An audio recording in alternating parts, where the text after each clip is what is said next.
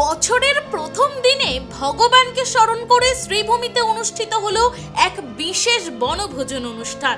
শ্রীভূমির লাতু এলাকার একটি পিকনিক স্পটে ধর্মীয় ভাবগম্ভীর পরিবেশে একটি বনভোজনের আয়োজন করা হয়।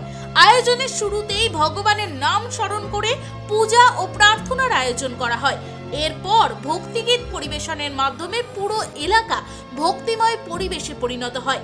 উপস্থিত ভক্ত ও অংশগ্রহণকারীরা একসঙ্গে ভক্তি গানে অংশ নেন এবং নতুন বছরের প্রথম দিনটি ধর্মীয় আস্থার সঙ্গে উদযাপন করেন। বনভোজন উপলক্ষে নানাবিধ ব্যঞ্জনের আয়োজন করা হয়। দিনভর ভক্তিগীত, পারস্পরিক সৌহার্দ্য ও আনন্দঘন আড্ডার মধ্য দিয়ে অনুষ্ঠানটি সফলভাবে সম্পন্ন হয়।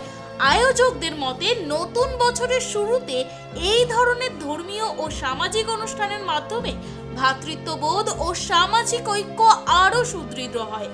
অংশগ্রহণকারীরাও এই উদ্যোগের প্রশংসা করে বলেন, এমন আয়োজন মানসিক শান্তি ও ইতিবাচকতার বার্তা বহন করে। জয় রাধারমন।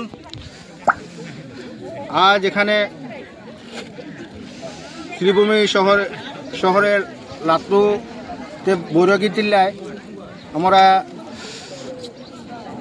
গোপাল সহ প্রভুপাদ রাধারমন গোস্বামী প্রতিকৃতি নিয়ে আমরা এখানে বনোৎসবের আয়োজন করেছি।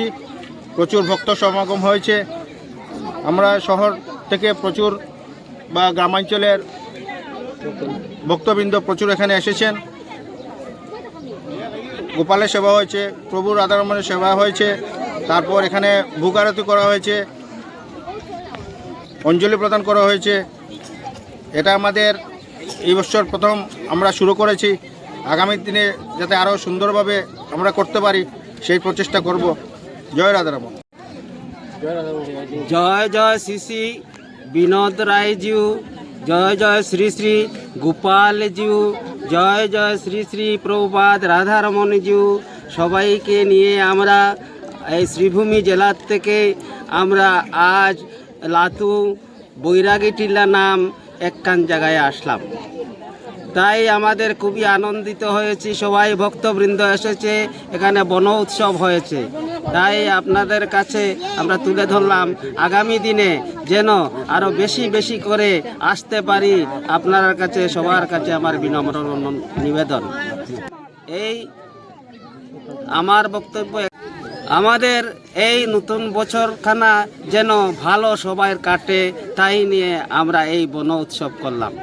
প্রভুপাদ রাধারমণ গোস্বামীর জোর আজকের দিনে 1 জুলাই বন উৎসবের আয়োজন করা হয়েছে।